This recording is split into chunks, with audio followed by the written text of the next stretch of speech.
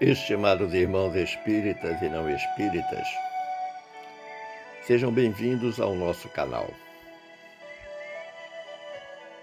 Inscreva-se, compartilhe, avalie. Desejo saudar a todos os irmãos da Casa Espírita Maria de Nazaré, em Gravatá, Pernambuco, estimando que a paz de nosso amorável Mestre Jesus esteja em todos os corações aqui presentes, encarnados e desencarnados, balsamizando dores, esclarecendo dúvidas, enxugando lágrimas, fortalecendo a fé. Foi-nos solicitado pela direção da casa conversarmos um pouco sobre a obsessão, segundo a doutrina dos espíritos.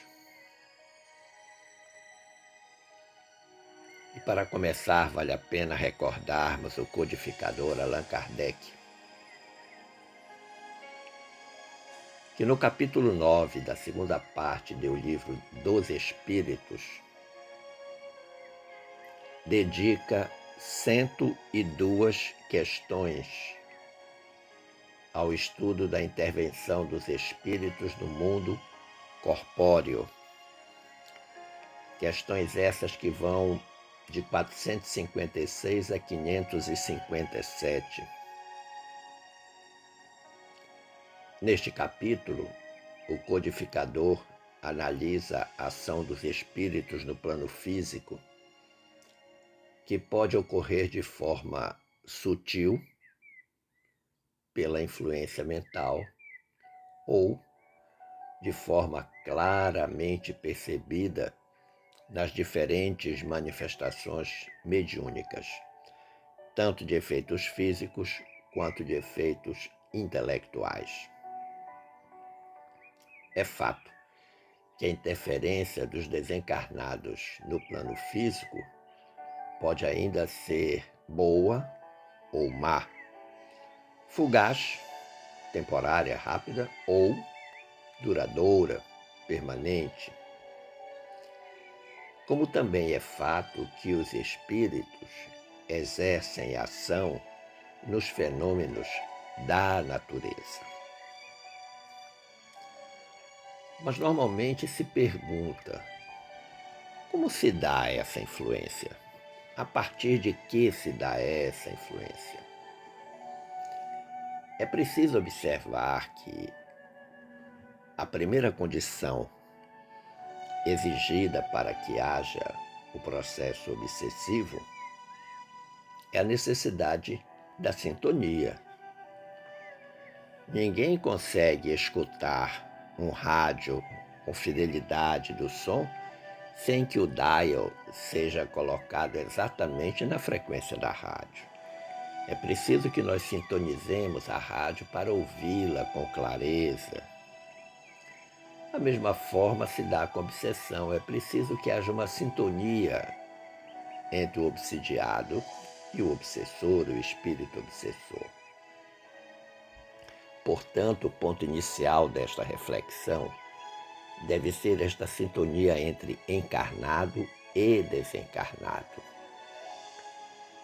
Porque a partir da percepção dos pensamentos dos encarnados, dos que estão na Terra, nós, os espíritos viventes, os espíritos sugerem ideias, os espíritos que estão na erraticidade, que, se acatadas, pode alterar o curso da nossa existência. Eles oferecem as ideias, claro, é feita a sintonia, nós mandamos buscá-los pelo pensamento, e eles então oferecem as ideias para que nós aceitemos ou não. Surge o que se chama afinidade moral, em que as vibrações mentais entre duas ou mais pessoas encarnadas e desencarnadas guardam identidade ou semelhança de valores, porque essa é uma coisa importante. É preciso que os valores do obsessor sejam semelhantes ao do obsidiado. Isso é importante. A sintonia mental acontece, então, e ela se intensifica enquanto perdura. Não por acaso Kardec perguntou na questão 459 do Livro dos Espíritos, da seguinte forma: influem os espíritos em nossos pensamentos e nossos atos? E olha o que responderam os espíritos: muito mais do que imaginais, influem a tal ponto que, de ordinário, são eles que vos dirigem. Olha que interessante. Então, muito mais do que nós possamos esperar ou imaginar, os espíritos interferem na nossa vida, na nossa existência. Mas observemos que todo espírito, na condição evolutiva em que nos encontramos, nós, é governado por 3 fatores específicos. Nós somos governados por 3 fatores específicos, a depender, claro, do nível de evolução que estamos experimentando. Primeiro, a experiência, que é representada pelo conjunto dos próprios pensamentos. Segundo, pelo estímulo. Qual é a circunstância que nos impele, que nos sugere pensar? E terceiro, pela inspiração. A equipe dos pensamentos alheios, o conjunto dos pensamentos alheios que nós aceitamos ou procuramos. Naturalmente que, em função do estágio de evolução de cada um de nós, a experiência, o estímulo e a inspiração vão funcionar de forma diferente. Espíritos mais elevados tendem a buscar espíritos bem elevados. Semelhante atrai semelhante. Espíritos menos elevados atrairão outros espíritos menos elevados. A esse propósito, no capítulo 26 da obra mediúnica de Emmanuel e Chico Xavier, intitulada Roteiro, esse capítulo, 26, o título dele é Afinidade. Olha o que o Emmanuel ensina para a gente. O homem permanece envolto em largo oceano de pensamentos, nutrindo-se de substância mental em grande proporção. Então ele fala em largo oceano de pensamentos. Toda criatura, diz ele, absorve sem perceber a influência alheia nos recursos imponderáveis que lhe equilibram a existência.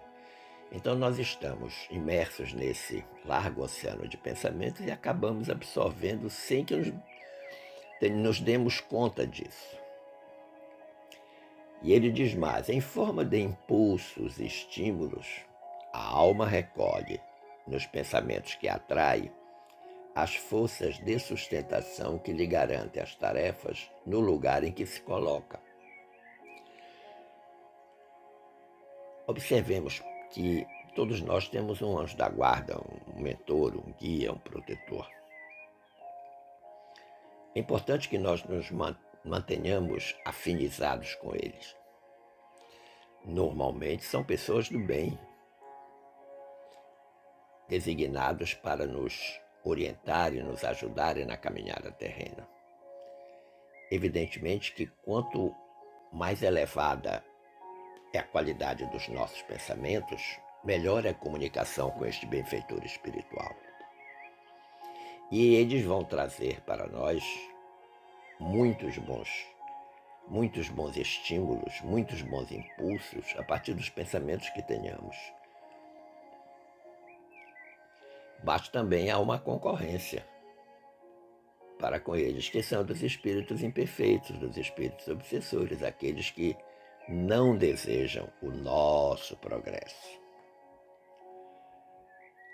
Mas sempre é preciso fazer diferença entre o que é e o que não é obsessão. Porque nem tudo é obsessão.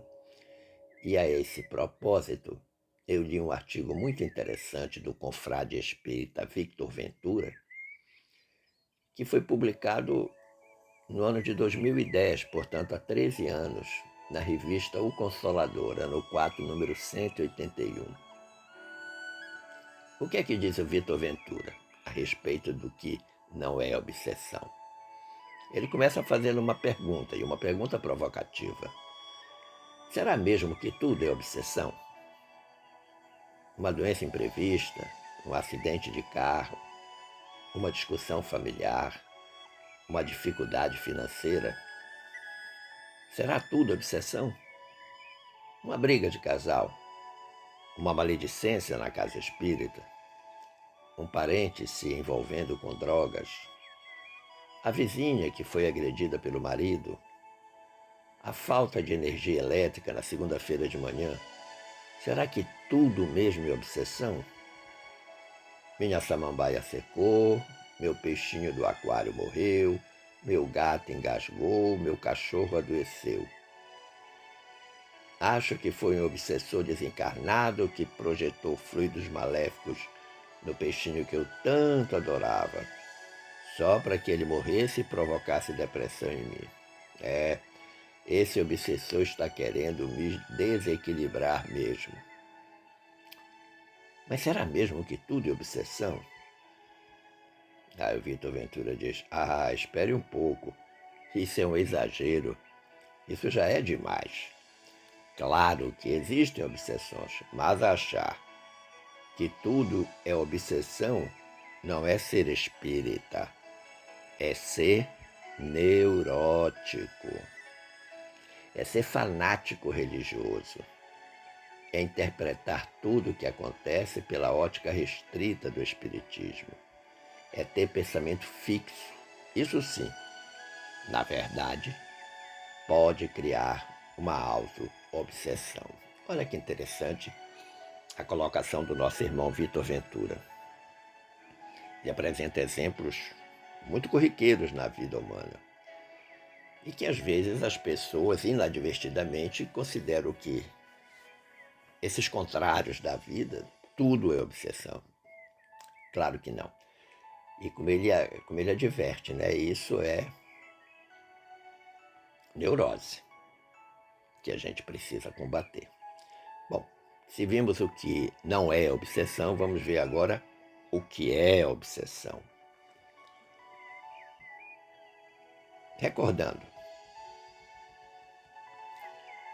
na coletânea de preces de nosso Evangelho segundo o Espiritismo, lá no capítulo 28, que é o último capítulo do Evangelho segundo o Espiritismo, no item 81, está escrito assim: a obsessão é ação persistente, ou seja, o obsessor não dá trégua, que um espírito mau, o espírito muitas vezes é mais ignorante do que mal, muitas vezes não é só maldade, mas é ignorância, exerce sobre um indivíduo. Apresenta caracteres muito diversos, ou seja, depende do obsessor e depende do obsidiado. Desde a simples influência moral, sem perceptíveis sinais exteriores, que é a mais frequente, você está sendo obsidiado e nem se dá conta, até a perturbação completa do organismo e das faculdades mentais. E aí são consequências deveras perigosas, mas que a gente vai ver mais na frente nos chamados tipos de obsessão. Então a gente observa que nessa explanação que está aqui no item 81 do capítulo 28 do nosso Evangelho segundo o Espiritismo, existem 3 elementos importantes na questão da obsessão. Primeiro, a ação é persistente, ou seja, o obsessor não para de obsidiar. Ele não vem na segunda-feira e depois retorna na quinta, vem em janeiro e retorna em março. Não, é permanente. E a gente precisa entender que, entre aspas, o papel dele é esse. Por isso que ele se chama obsessor. Segundo elemento importante, o espírito obsessor é muitas vezes mais ignorante do que mal, porque ele ainda desconhece as leis divinas com todas as suas repercussões, tanto na vida terrena quanto na própria vida espiritual que ele está vivendo na erraticidade. Então, nem sempre todos agem por absoluta maldade. Muitos agem por ignorância, por desconhecimento das leis divinas. E o terceiro elemento importante é a ação do espírito obsessor sobre o obsidiado, né? Que vai desde pequenas interferências na vida dele, coisas simples, até uma perturbação total, em que ele pode inclusive subjugar o obsidiado, ele pode dominar completamente o obsidiado com influência, com grande influência no organismo físico, psíquico e espiritual. E essa seguramente é uma das mais perigosas formas de obsessão. Mas você pode perguntar, quais são as causas mais frequentes da obsessão? De acordo com o Livro dos Médiuns, capítulo 23, itens 245 a 254, são causas ou motivos da obsessão por parte dos espíritos obsessores a vingança contra desafetos do passado. Muitas vezes nós sofremos esta ação vingativa de espíritos que no passado nós lhe fizemos algum mal e eles voltam para se vingar. O desejo de fazer os outros sofrerem. E aí chega aquilo que eu falei, ou volta aquilo que eu falei há pouco, né? Quase sempre por ignorância, pelo desconhecimento das leis divinas, mas também por inveja, por covardia. Então o espírito obsessor se compraz em ver o outro sofrer. Muitas vezes fazem até coisas simples, mas que ele sabe que vão incomodar profundamente o obsidiado. O desejo de impor as suas ideias para dominar, para desunir, para destruir, essa é uma causa ou um motivo de obsessão. E aí ela já cresce do ponto de vista das consequências negativas. Outro motivo, outra causa é o divertimento por parte do obsessor com a impaciência da vítima. Porquanto, ao se zangar, faz exatamente o que o obsessor quer. Então, o obsessor provoca uma circunstância que aborrece, que incomoda. O obsidiado fica extremamente aborrecido, fica extremamente impaciente, e aí o obsessor começa então a manipulá-lo. E a terceira causa, o motivo da obsessão, é o apego a pessoas por ligações afetivas do passado.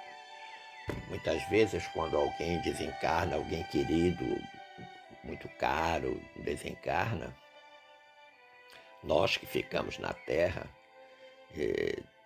continuamos com um grande apego àquela criatura que não consegue desprender-se da crosta terrena em face dessa ligação excessivamente perigosa que nós temos. E elas ficam retidas e às vezes acabam criando situações e momentos desconfortáveis para nós. Segundo Allan Kardec, codificador da nossa doutrina dos espíritos, no item 243, ele aponta algumas circunstâncias, algumas características que contribuem para o diagnóstico da obsessão. Então, são sinais e sintomas pelos quais nós podemos identificar se está acontecendo ou não uma obsessão. Isso é algo extremamente importante de nós fazermos. A primeira característica que Kardec aponta, a insistência de um espírito em se comunicar, queira ou não o médium. Evidentemente que o médium tem controle total nesse processo da comunicação. Isso é fato. Mas muitas vezes um espírito fica insistindo em se comunicar e é um espírito obsessor. Não é alguém que quer trazer uma boa mensagem, é um espírito obsessor. Segunda característica, ilusão que, não obstante a inteligência do médium, o impede de reconhecer a falsidade e o ridículo da comunicação recebida. O médium precisa ter autoridade intelectual e de conhecimento da doutrina dos espíritos para reconhecer se aquela comunicação que ele está recebendo é verdadeira ou falsa, para que ele não caia no ridículo quando divulgar a sua comunicação.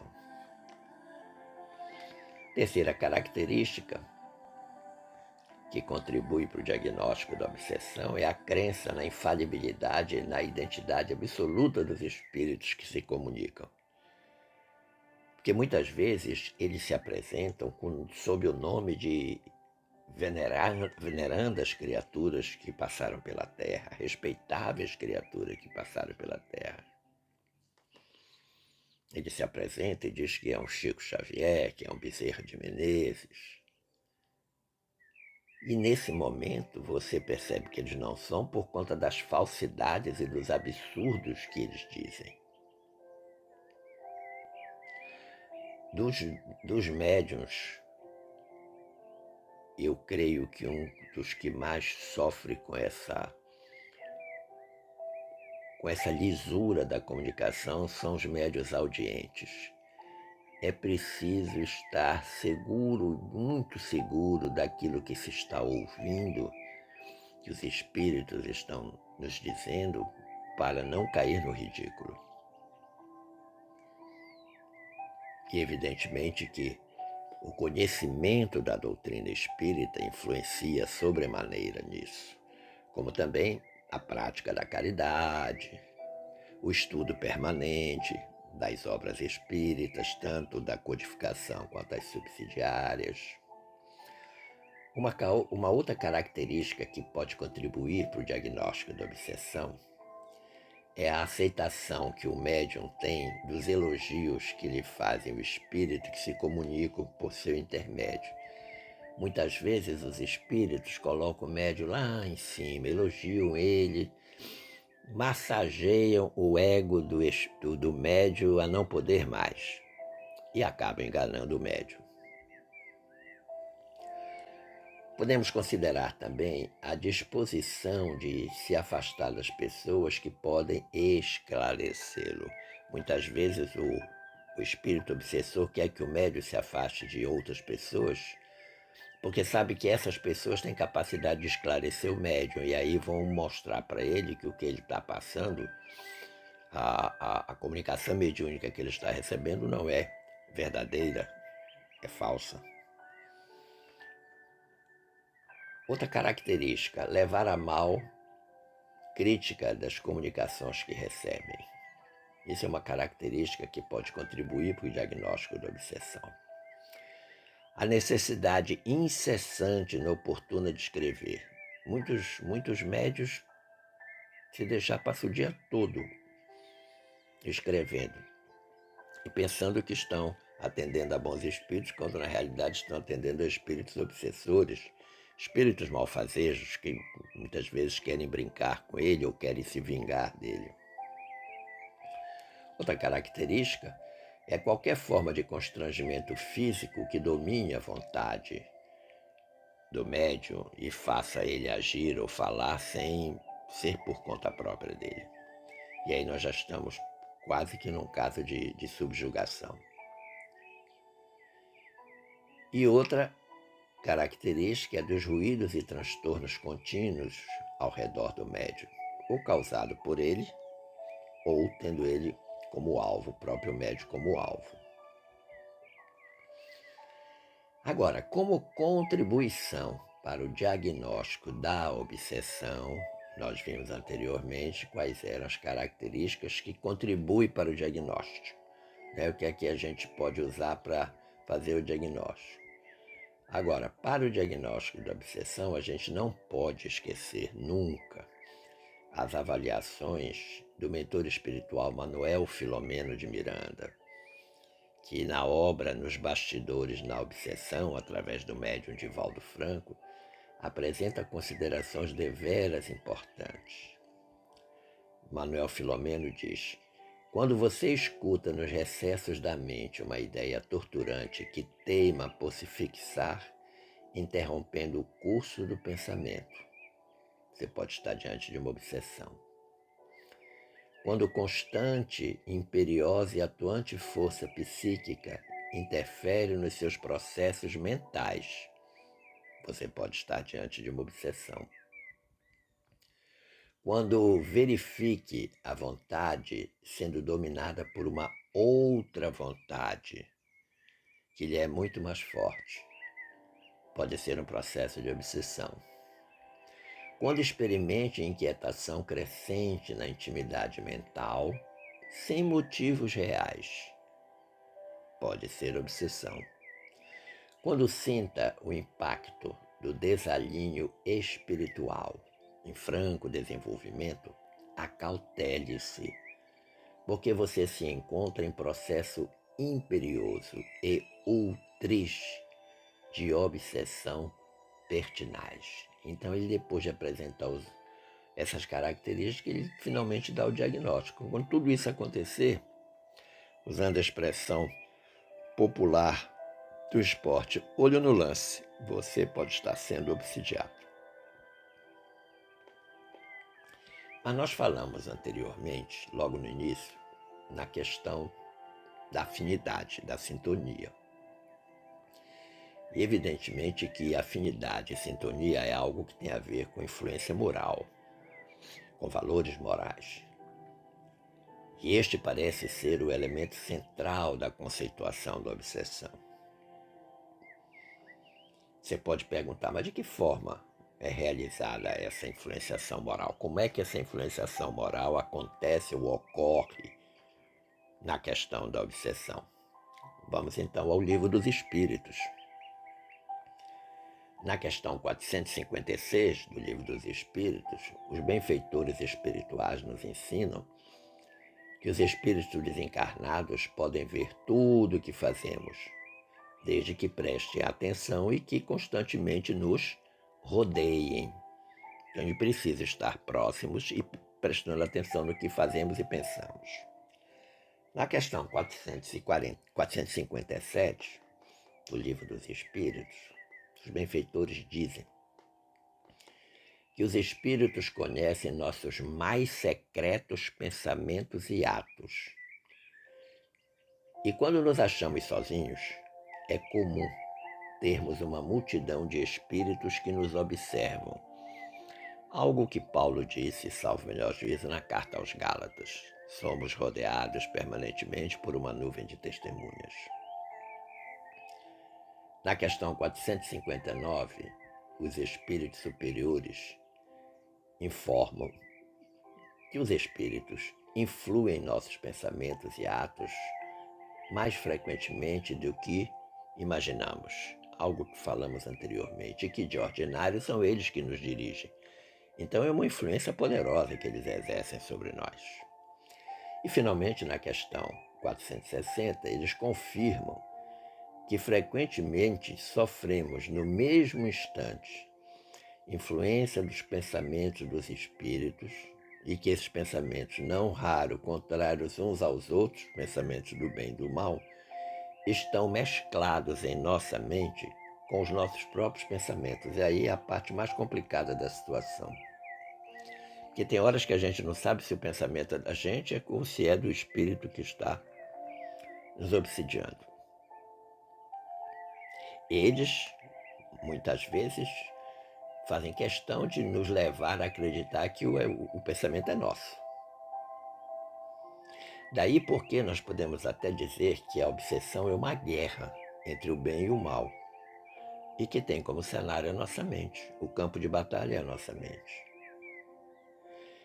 O confrade Vitor Ventura, que eu falei, escreveu um artigo interessante em 2003, Diz com muita propriedade o Vitor Ventura. É curioso observar como alguns trabalhadores e dirigentes espíritas, apesar de tantas leituras e estudos, pensam que estão imunes às obsessões. Acredito que são imunes às influenciações espirituais dos espíritos imperfeitos. Argumentam que o trabalho diário na casa espírita, seja no passe, seja na orientação, seja na exposição do evangelho, na desobsessão, na assistência social, nas visitas aos hospitais, creches, asilos, favelas, enfim, todas as ações da caridade verdadeira criam uma aura de proteção tão intensa e ampla que se torna impossível uma obsessão. E ele diz aí, sim, é verdade, que temos proteção espiritual intensa e ampla. Sim, é verdade que atraímos os bons espíritos e que a presença deles afasta a presença dos espíritos inferiores. Sim, é verdade que quando estamos no trabalho ativo e sincero na seara do Mestre Jesus, estamos com o nosso pensamento equilibrado, sintonizado com os benfeitores espirituais, e isso afasta os maus pensamentos que possam nos ser sugeridos pelos obsessores. Mas aí ele faz uma pergunta dolorosa. Mas será que possuímos integralmente esse controle do pensamento nas 24 horas do dia? Essa é uma pergunta difícil de ser respondida. Por quê? Porque todos nós, caminheiros da evolução, estamos sujeitos aos ataques espirituais da obsessão. Não há dúvida. Nós temos um certo grau de vulnerabilidade. Vejamos agora quais são os tipos de obsessão conhecidos. Allan Kardec, codificador da nossa doutrina dos espíritos, no capítulo 23 do Livro dos Médiuns, ele classifica a obsessão em obsessão simples. É aquela obsessão que acontece quando um espírito malfazejo se impõe a um médium, se miscui, ou seja, interfere a seu malgrado nas comunicações que ele recebe, o impede de se comunicar com outros espíritos e se apresenta em lugares que são evocados. Existem espíritos que não permitem, muitas vezes, que o médium se comunique com outros espíritos. Ele interfere, principalmente se ele souber que o outro espírito com que o médium vai se comunicar tem um teor de elevação espiritual maior que o dele. E muitas vezes, quando esses espíritos são evocados pelo médium, o obsessor se apresenta como se fosse esse espírito evocado. Segundo tipo de obsessão apresentado por Kardec é a da fascinação. A fascinação ocorre quando, pela ação direta, o espírito malfazejo produz uma ilusão no pensamento do médium. E, de certa maneira, pode-se dizer que ele paralisa o raciocínio relativamente às comunicações. O médium fascinado não acredita que esteja sendo enganado, que o estão enganando. Porque o espírito tem a arte de lhe inspirar confiança cega, que o impede de ver o embuste, a falsidade, e de compreender o absurdo do que escreve, ainda quando esse absurdo salta aos olhos de toda a gente. O médium está tão fascinado que acha que tudo que ele está escrevendo, está dizendo, é absolutamente verdadeiro. E o terceiro tipo de obsessão, que é seguramente a mais perigosa de todas, é a subjugação. A subjugação é uma constrição que paralisa a vontade daquele que a sofre e que faz agir de mau grado. É uma coisa extremamente perigosa. Numa palavra, diz Kardec, o paciente fica sob um verdadeiro jugo, está dominado, completamente dominado. A subjugação pode ser moral ou corporal. No primeiro caso da subjugação moral, o subjugado é constrangido a tomar resoluções muitas vezes absurdas e comprometedoras. E por uma espécie de ilusão, ele julga que é sensato, ele julga que é certo fazer aquilo que ele está pensando e realizando. Diz que ele está então fascinado. No segundo caso, da subjugação corporal, o espírito atua sobre os órgãos materiais e provoca movimentos involuntários. O médium já não tem domínio do próprio corpo. E o Kardec dá um exemplo, traduz-se no médium escrevente por uma necessidade incessante de escrever, ainda nos momentos menos oportunos. Vimos alguns que, à falta de pena ou lápis, simulavam escrever com o dedo, onde quer que se encontrassem, mesmo nas ruas, nas portas e nas paredes. Olha que coisa interessante. O médium fica com uma vontade tão grande de escrever que, mesmo que ele não tenha caneta e papel, ele utiliza o dedo e sai escrevendo em tudo quanto é lugar, porta, parede, rua, onde houver um anteparo, ele escreve. Esse é o tipo mais perigoso que tem, que é o da subjugação. Então, se conhecemos os tipos de obsessão, conheçamos agora o tratamento, como tratar uma pessoa obsidiada. O tratamento da obsessão, ele encerra 3 aspectos bem distintos, e todos eles altamente importantes. Primeiro, reforma moral do obsidiado e do espírito obsessor. Sim, porque é uma dupla, é um trabalho conjunto, do obsidiado com o obsessor, do obsessor com o obsidiado. Então, os dois precisam reformar-se moralmente. Elevar o seu teor moral pela reforma íntima de cada um. Reforma dos seus valores morais. Buscar valores sempre mais elevados, valores crísticos. Segundo aspecto importante no tratamento da obsessão: vigilância nas atitudes, para se guardarem na proteção dos bons espíritos. Vigilância dos pensamentos. Isso é fundamental. Para evitar de fazer bobagem, é preciso vigiar o pensamento, é preciso vigiar a conduta. Até porque essa vigilância favorece a atuação dos bons espíritos, nos protegendo. E o terceiro aspecto é a realização sistemática da prece a Deus. Permanentemente nós temos que estar em prece com Deus, sem obrigatoriamente seja a recitação de preces pré-fabricadas. Mas tudo que nós fazemos tem que ser um louvor a Deus, tem que ser uma prece a Deus. Você está varrendo lá a sua casa.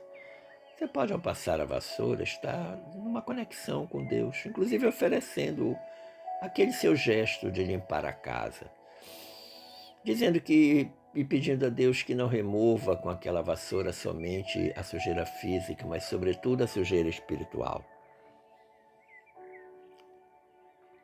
Que Deus derrame bênçãos de proteção sobre você e a sua família.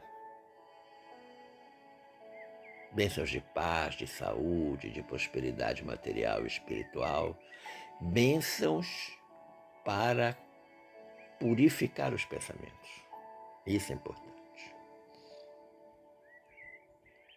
O confrade espírita Valdomiro Barcelos, em um artigo que ele publicou no ano de 2015, no site do Portal do Espírito, ele diz algo muito interessante sobre tratamento da obsessão.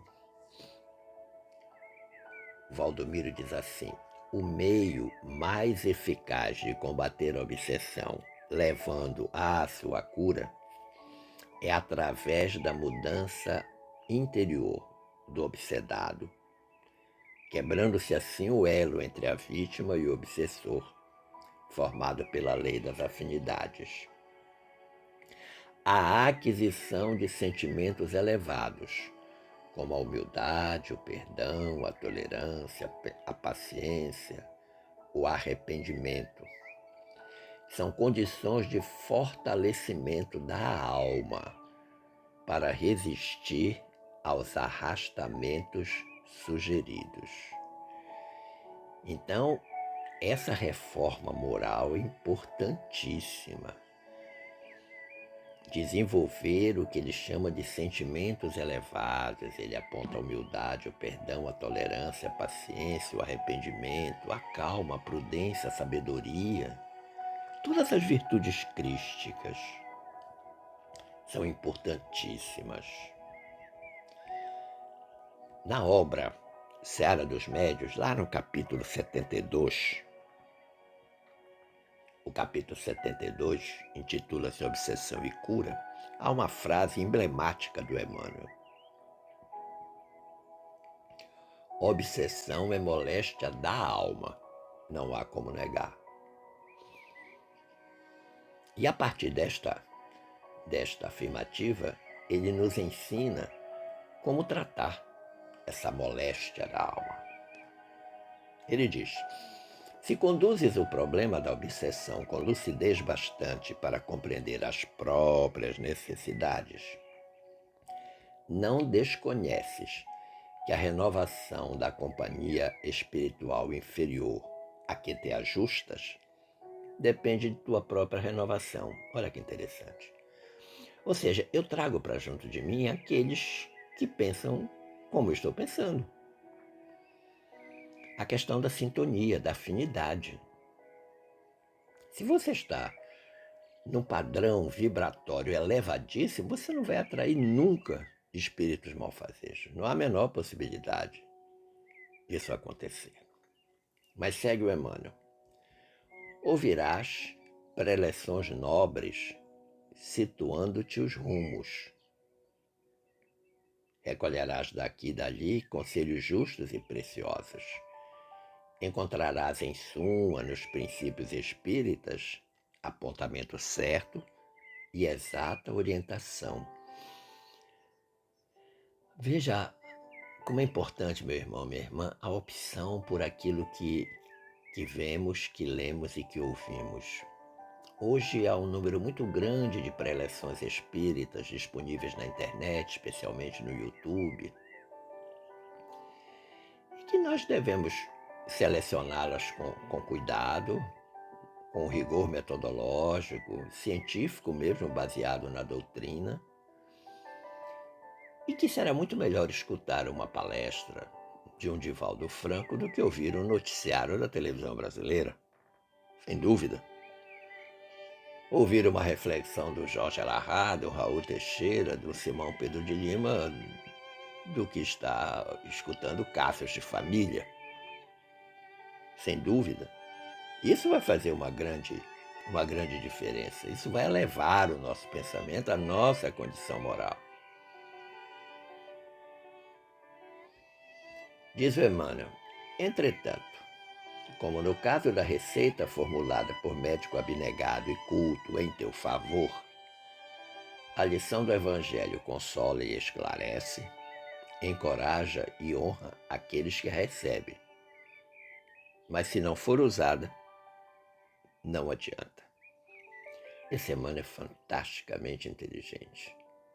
Faz uma comparação simples de alguém que está doente, vai no médico, é examinado, recebe a receita, mas não compra nem toma o medicamento.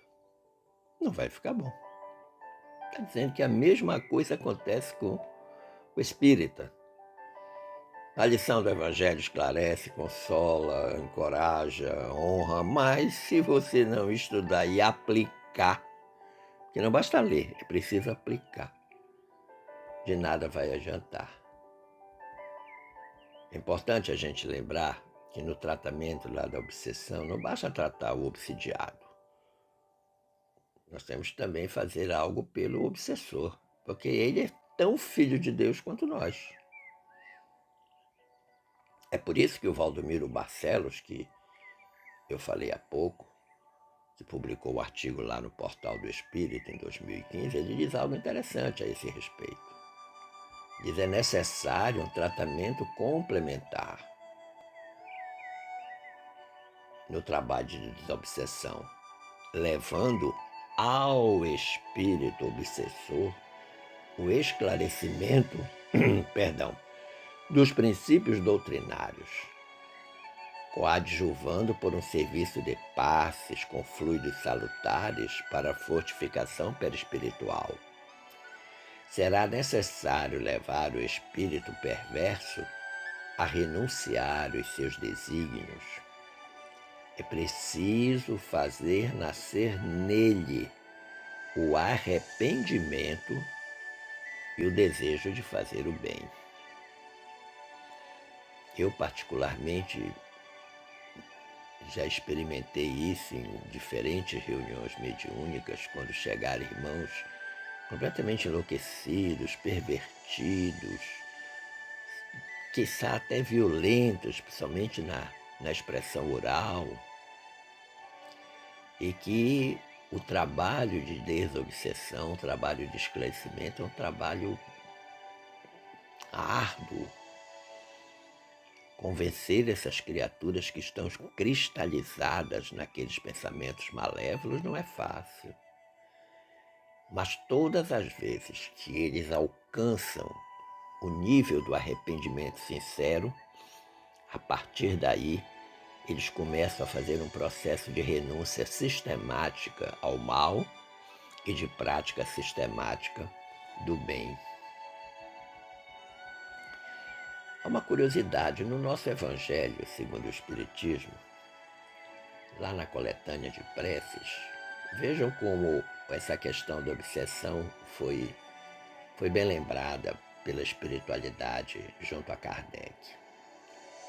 Nós temos o item, todos são no capítulo 28, né, que é das preces espíritas. Lá no item 17, prece para afastar os maus espíritos. No item 47, por nossos inimigos e pelos que nos querem mal. No item 76, pelos espíritos endurecidos. No item 82, pelos obsidiados. E o último item, que é 84, que é a última prece da coletânea, é pelo espírito obsessor. Então sempre houve uma preocupação da espiritualidade, que ajudou Kardec, colaborou com Kardec, de trazer para nós as informações mais claras possíveis sobre esse processo da obsessão,